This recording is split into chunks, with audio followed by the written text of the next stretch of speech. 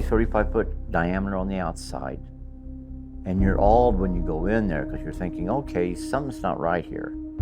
Because it looks much bigger on the inside, but how can that be?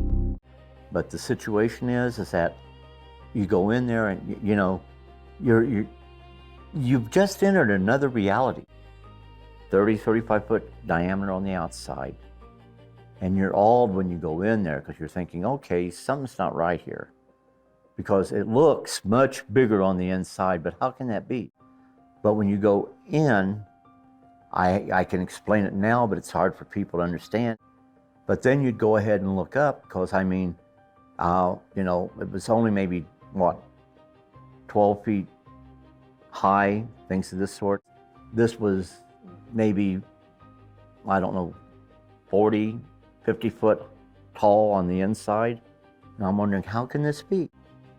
The interesting thing, you saw no lights, but it was perfectly bright on the inside. Remember, we're working, and I have to stress this, 35 foot in diameter, but then you have like ladders that go up on several levels, maybe I think 3. Then you'd have little walkways there, and you'd have compartments there that people or entities, and I'm sorry, I still consider them to be people within their own right. Was there a type of cockpit or chair or anything like that more human? There was a control compartment, which they obviously had, the way I remember it, there was like a control panel. Now, the control panels was unique in that they didn't have, on board a fighter aircraft, you have a control stick.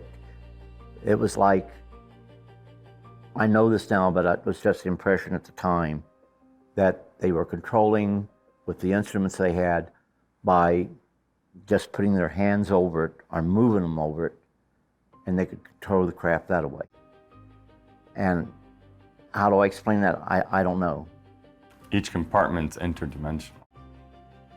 And at times you might feel you've been on the craft for only a couple of minutes, get out and find out that maybe an hour or two had passed.